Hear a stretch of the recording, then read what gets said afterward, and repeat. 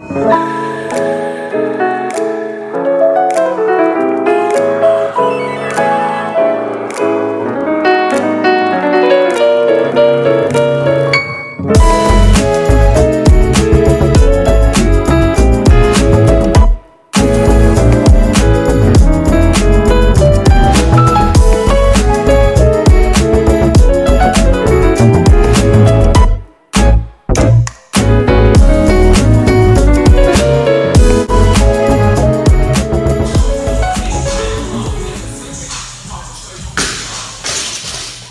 know, I think my mother-in-law has poisoned me because I've been drinking this drink right here, and she told me to take it. It's like good for your health or like whatever, and it's like a powder. You know, you mix it up, you put it in this drink.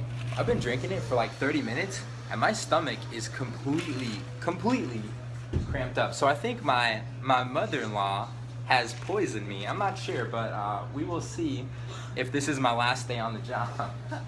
Hopefully not, though. Anyways. The Bible says God have given one blood to dwell on the face of the earth. There's no races with God. The heart, and that's how you look at people. You follow me? Yeah. So you got your good wife, you know, the other team, child, and all. So, man, that's it, man. You stay prayed up, and so we are not ignorant of the devil's devices. He's just like a world, like not a lion. He's like going around seeing who he can devour. He's a liar. He's a false witness. He was a liar from the beginning. So you have to stay prayed up. You have to, because he don't want y'all to make it. No way. You got me? Yeah. See, a lot of times people don't have a chance. Number one, where they don't even think it's a devil. And then the second thing about it is they don't understand his crafty devices that he has, this illusion that he has in trying to destroy and hinder. That's why they get you. You got me? So immediately, when something comes up, and then it's coming from the enemy, right? And I know you know. Yeah. Awesome. Where you headed now? Farmerville. Thanks, man. Let's pray. Lord, in Jesus' name, I thank you for what you're doing in our lives. Love you, man. All right. Hey, I'm Tim Leow, coming to you live here from Jonesboro, Louisiana today. Today was a hugely important day because it's about distance today.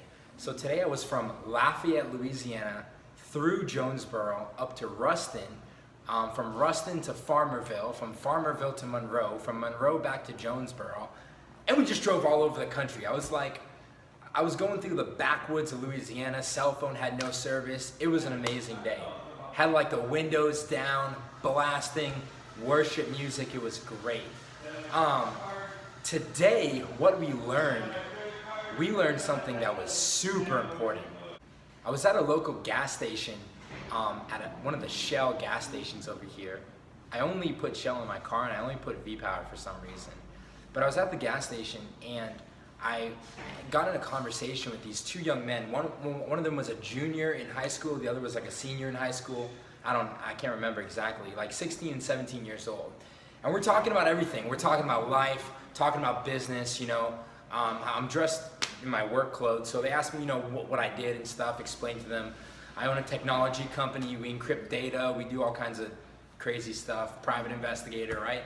So we're talking there, and man, it just kept hitting me over and over, the reality that now that I'm 25 years old, I'm no longer like the teenager looking up to the adult.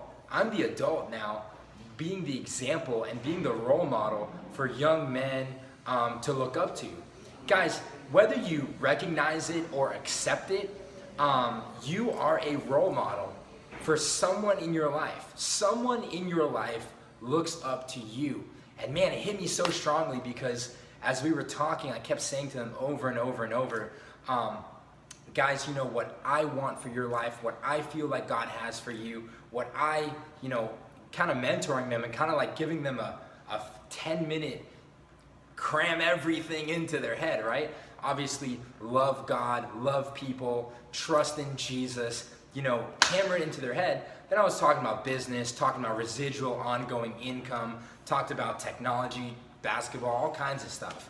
But the one thing that I kept coming back to over and over and over was the fact that I am now being looked up to and they are asking me questions. I remember a couple years ago, man, I would like look up at people that were 25 years old and I was like, wow, yeah, I can't wait to be 25. Now I'm the 25-year-old being looked up to by, you know, 16 and 17-year-olds, more or less. So what I wanted to say, as far as what I learned today, was that we are at a critical point in our lives, team, guys, if you're watching this, you're over that age, right? We're at a critical point where we are making an impact and we are leaving a legacy, okay, and influencing someone's life, whether you like it or not.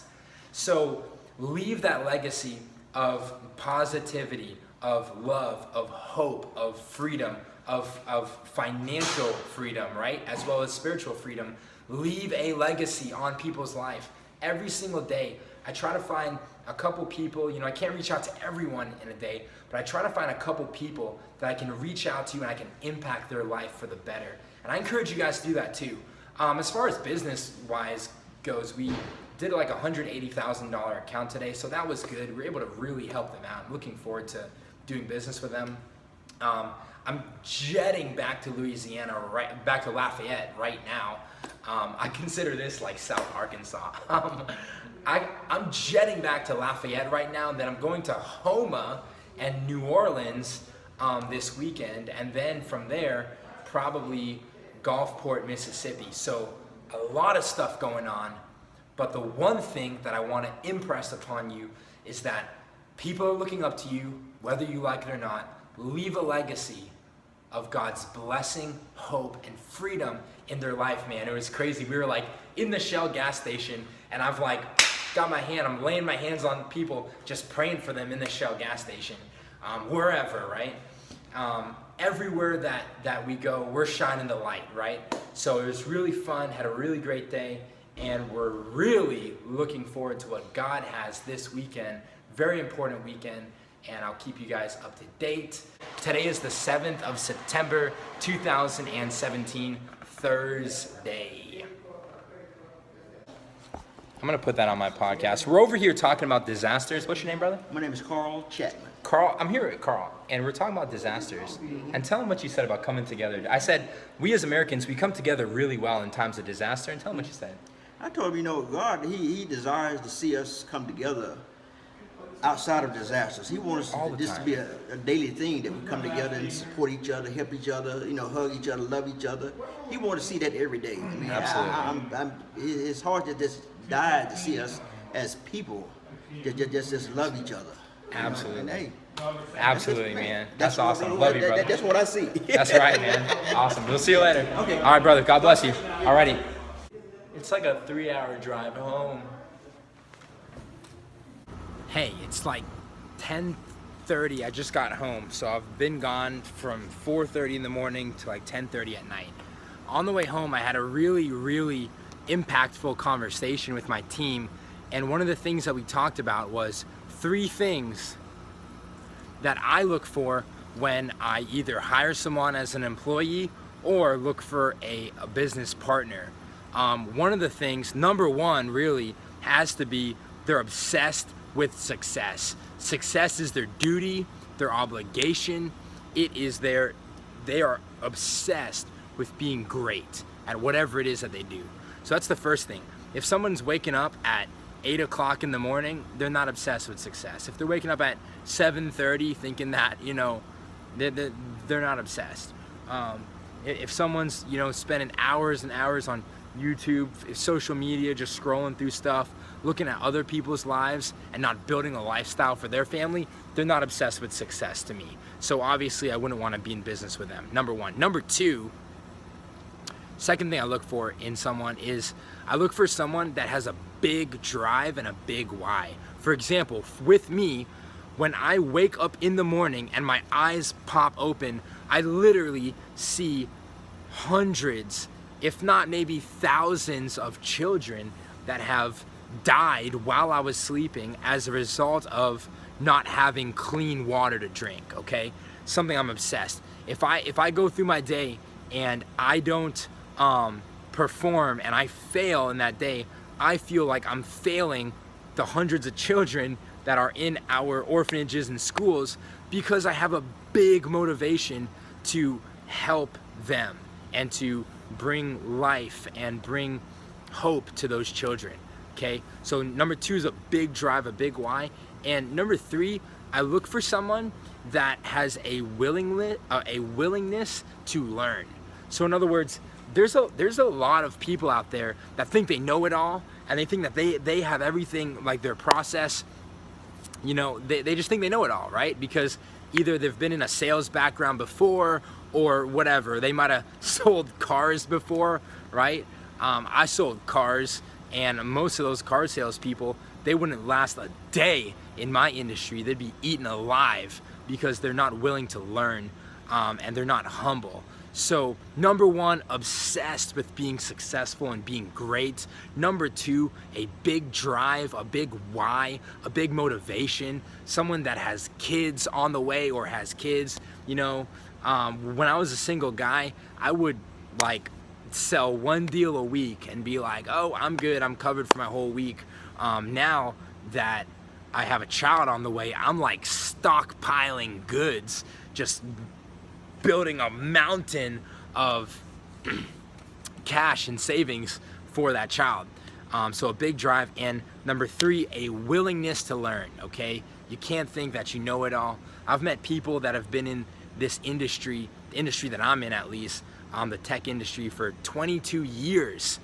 And their clients come over to me and they say, man, the reason why I'm leaving them, a 22-year veteran, and coming over to you is because I know that you are gonna serve better. You're just better than them in every way, shape, or form. So how is it possible for them to leave a 22-year guy and come over to me, a 4-year guy, a senior, right?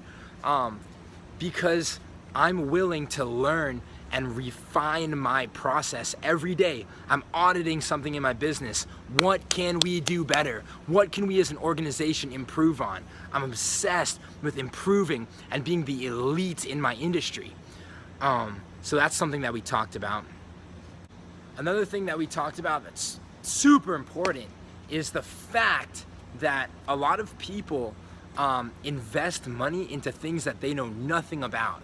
They give their money, their hard-earned money, to somebody that is gonna, you know, trade the stocks for them or like whatever, and they have no idea how that business runs. Look, if you cannot explain a business to me in 2 sentences, in 30 seconds to me, while we're riding up and down an elevator, I don't want to be part of it, okay?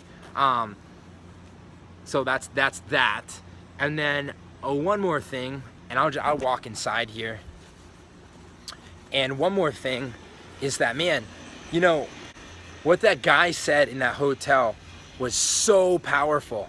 It was powerful because, you know, we come together great as a nation, as a country, as a people, as, you know, Louisianans or Texans, come together awesome during times of crisis and during times of, you know, struggle and war. But man, we need to come together all the time. Imagine if you just like love your neighbor every day the same way that you love them when their house got flooded, right? So that was super powerful, man. That changed my life. Have a good night. God bless. Blow up your business, baby!